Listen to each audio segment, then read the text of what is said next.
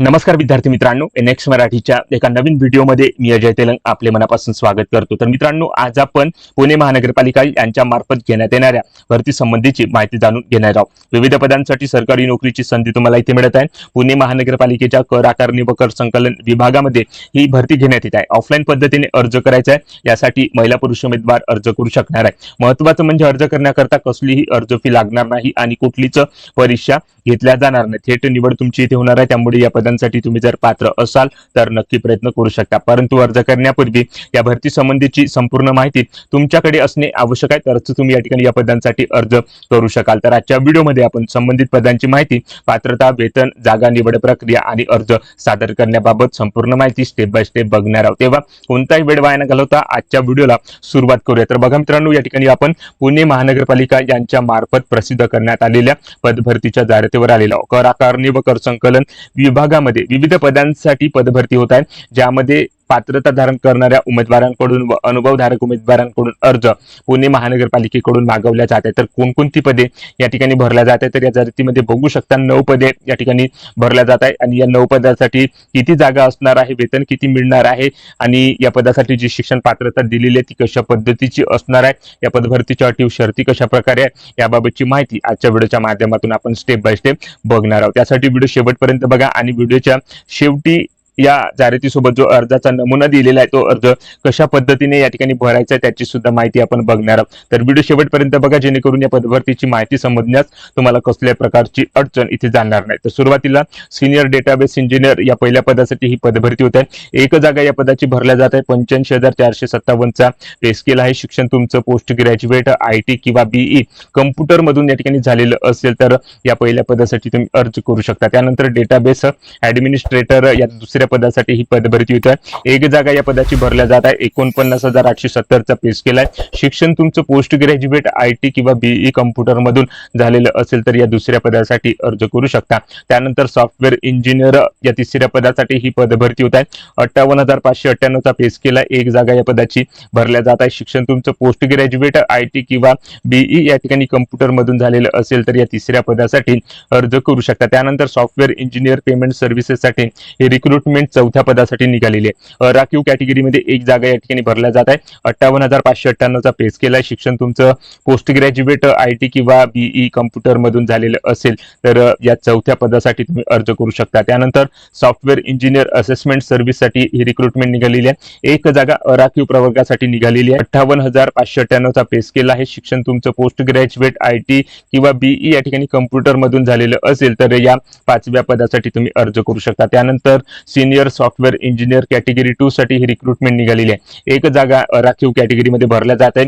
42,861 चा पे स्केल आहे। शिक्षण तुमचं पोस्ट ग्रॅज्युएट बीई किंवा आयटी या ठिकाणी कम्प्युटर मधून झालेलं असेल तर या 6व्या पदासाठी तुम्ही अर्ज करू शकता। त्यानंतर सॉफ्टवेअर इंजिनियर कॅटेगरी 2 करता ही रिक्रुटमेंट निघालेली आहे। 3 जागा या पदाच्या भरल्या जात आहे, ज्यामध्ये राखीवसाठी एक जागा, अनुसूचित जातीसाठी एक जागा, भटक्या जमाती ब साठी एक जागा, अशा प्रकारे 3 जागा या 7व्या पदाकरता ठिकाणी भरल्या जात आहे। 42,199 चा पे स्केल आहे। शिक्षण तुमचं ग्रॅज्युएट आयटी किंवा बीई या ठिकाणी कम्प्युटर मधून झालेलं असेल तर या 7व्या पदासाठी तुम्ही अर्ज करू शकता। त्यानंतर सपोर्ट सॉफ्टवेअर इंजिनियर करता ही रिक्रुटमेंट निघालेली आहे। 3 जागा या पदाच्या भरल्या जात आहे। कॅटेगरी वाईज वॅकन्सी तुम्ही बघून त्यानुसार अर्ज करू शकता। 32,210 चा पे स्केल आहे। शिक्षण तुमचं ग्रॅज्युएट आयटी किंवा बीई या ठिकाणी कम्प्युटर मधून झालेलं असेल तर या 8व्या पदासाठी तुम्ही अर्ज करू शकता। त्यानंतर टॅक्स कंपायलेशन व रिक्सिलेशन या 9व्या पदासाठी ही पदभरती निघालेली आहे। राखीव कॅटेगरीमध्ये एक जागा या पदाची भरल्या जात आहे। 37,042 चा पे स्केल तुम्हाला असणार आहे। शिक्षण तुमचं बीकॉम एमकॉम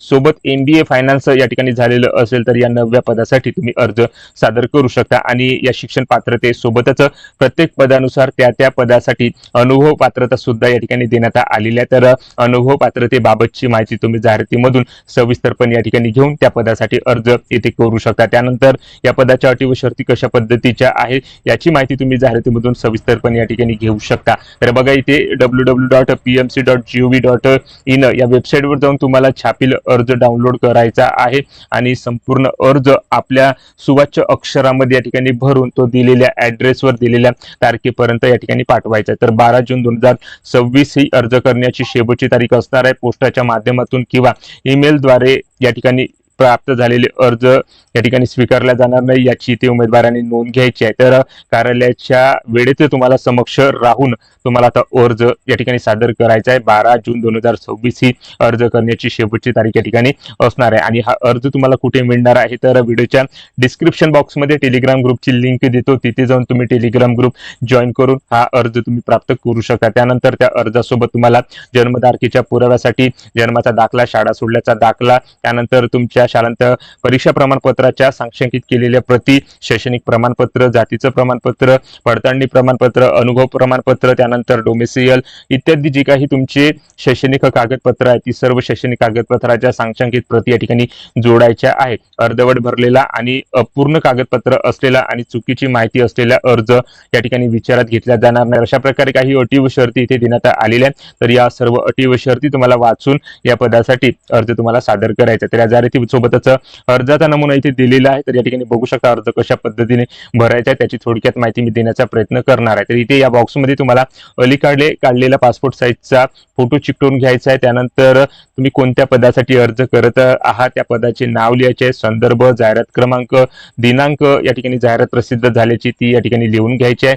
त्यानंतर तुमचे संपूर्ण नाव इथे लिहून घ्यायचे आहे, तुमचा ऍड्रेस, तुमचं राष्ट्रीयत्व, त्यानंतर तुमच्या जातीचा उल्लेख, तुमची जी जात या ठिकाणी जे प्रवर्ग आहे त्या ठिकाणी जातीचा उल्लेख करायचा आहे। तुम्ही या ठिकाणी दिव्यांग आहेत का त्या ठिकाणी नोंद करून घ्यायची आहे। माजी सैनिक असल्यास त्या ठिकाणी होय किंवा नाही या ठिकाणी खून करायची आहे। त्यानंतर तुमचा जन्मदिनांक अक्षरीमध्ये लिहून घ्यायचे आहे। त्यानंतर तुमची पात्रता कशा प्रकारची आहे, शैक्षणिक पात्रता, तांत्रिक पात्रता, संपूर्ण शिक्षण पात्रतेबाबतची माहिती इथे भरायची आहे। अन्य विशेष गुणवत्ता या ठिकाणी असल्यास त्या ठिकाणी सुद्धा माहिती इथे भरून घ्यायची आहे। तुमची मातृभाषा कोणती आहे, त्यानंतर तुम्हाला कोणत्या कामाचा अनुभव या ठिकाणी असल्यास अनुभव पात्रतेबाबतची माहिती या बॉक्समध्ये भरायची आहे। त्यानंतर तुमच्या वडिलांचे नाव, त्यांचा व्यवसाय, तुमचे कोणते नातेवाईक महानगरपालिकेच्या सेवेत कार्यरत आहे का त्यांच्याबद्दल माहिती भरायची आहे। त्यानंतर तुमचा ईमेल आयडी, तुमचा भ्रमणध्वनी क्रमांक अचूकपणे या ठिकाणी नोंदवायचा आहे। त्यानंतर तुमचं ठिकाण आणि तुमची स्वाक्षरी इथे करून संपूर्ण अर्ज या ठिकाणी भरायचा। तर अशा प्रकारे हा अर्ज तुम्हाला भरायचा आहे आणि या अर्जासोबत आपली जी काही शैक्षणिक